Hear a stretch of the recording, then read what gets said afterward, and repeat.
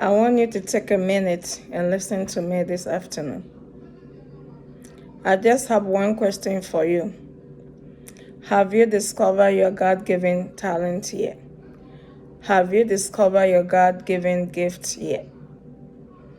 Do you know that each one of us, we are all unique in our own ways?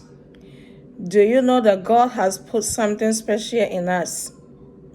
That we are all different. Something that you can do good, I cannot do good. Something that I can do best, you cannot do it like that. So today I've come to encourage you that you need to search, you need to pray. Go on your knees and pray and ask God to show you your talent or your gift or your purpose in life while you're here. There is a purpose while you're here. God didn't bring you here just for nothing. But one thing that I see, some of us, we just go around and we imitate other people. We copy other people. When we see that someone else is doing something, then one day we just jump into it and we are doing the same thing. And sometimes we kind of look down on the other people and say, oh, if this person is doing it, then I can even do it better. But you don't know how long that person has even thought of doing that thing. And also, just make sure that you have history of what you're doing. Do you even have history of what you're doing? How long you've been thinking of doing it? Or you just wake up one day and you think you can do that? I've come to urge you to search for your God-given talent, to search for your own gift. Do you know you are special? Do you know you are unique? Do you know that God has something special for you to come and do on earth here? I'm just urging you to search for that. I'm urging you to pray for that, and you will discover it. You will discover it, and even yourself, you will be shocked. So this afternoon, make sure you search for your God-given gift, and then I believe you will discover it, and that will change your life.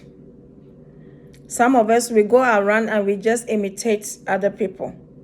Growing up in Ghana, I remember sometimes you see that someone has started selling, let's say, pepper. By the time you know it, the neighbor is also selling pepper. But whenever the other person stops, the neighbor also stops. Why? Because she doesn't have any purpose. Why don't you be original? Why don't you be the one that starts something first so the other person can copy you? Why you always copy people? Are you original? Do you even know yourself? Do you know who you are? Or you're just going around imitating others? Just discover your own. But because your own will change your life. But imitating other people cannot take you anywhere. There is something that really bothering me this afternoon that I want to talk to you about. Now, when you look at Africa continent, there are so many pastors, even my own country, Ghana.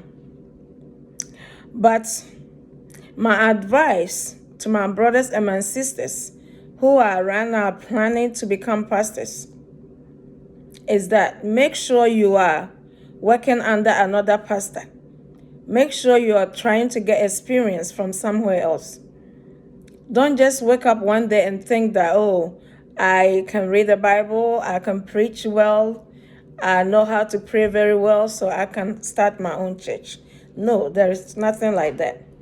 Do you remember that in the Bible, God sent Moses to Pharaoh's palace so that Moses will go and learn leadership skills? Do you know that there are people who are born as leaders? And do you know there are some of us who are born not leaders? But then you can learn here leadership skills. So before you can start a church, I'm urging you to make sure you're working under another man of God or woman of God that has experience, that can mentor you, that can bring you up, that can help you. Don't just wake up one day and think that, it's so simple to start a church. Don't think that it's so easy to have your own church because of one or two reasons. Do you know that God's work is not a joke? Do you know that the work of God is not a joke? Why are we seeing so much going on, especially in my country, Ghana? Sometimes when I watch some things, it breaks my heart. I know other people will support what I'm saying, but as a Christian, as an African, as a believer, it breaks my heart. Do you know what I'm worried about? I'm worried about our young people. I'm worried about our children. I'm worried about our grandchildren. What do you think their life will be? Do you know that most young people are turning away from God because of the way some of us behave, some Christians and some pastors? Do you know that we are becoming so discouraged to these young ones? And I believe God will hold us accountable. I believe God will not let us go free because of how we are doing, because of how we are living our lives, because of how we think we can just wake up one day and become a pastor and pastor a church. I'm just advising you. If you're thinking to start your own church, make sure you get some training. Make sure you have some leadership skills. You cannot pastor a church without some kind of experience. Let's put stop to this so that Africa Christianity will not be in vain, so that we will not be discouraged to our young people, because they are the future leaders. Have you thought about that? Do you know that all our young people are turning to follow what our ancestors? That's what I keep hearing, especially in Ghana. All I'm hearing is that the young ones are going back to worship our ancestors or to do what our ancestors used to do. Why? It's all because what they're seeing in some of us are not encouraging. They are very confused.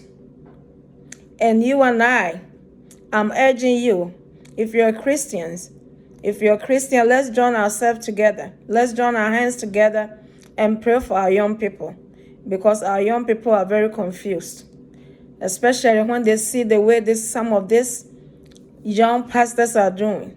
Some of these people that just, doesn't even have any experience in pastoring the church, and they just wake up, and because of one or two reasons, they think they can have their own church. This is really bothering me, and it breaks my heart when I think about it, because I love children and I love young ones. And I'm urging us Christians, I'm urging us pastors to just take time and have experience that we need before we can have our own church. Because building the church is God's business. It's not a joke. So let's do it right. Let others see Jesus in us. As we are building churches, as we are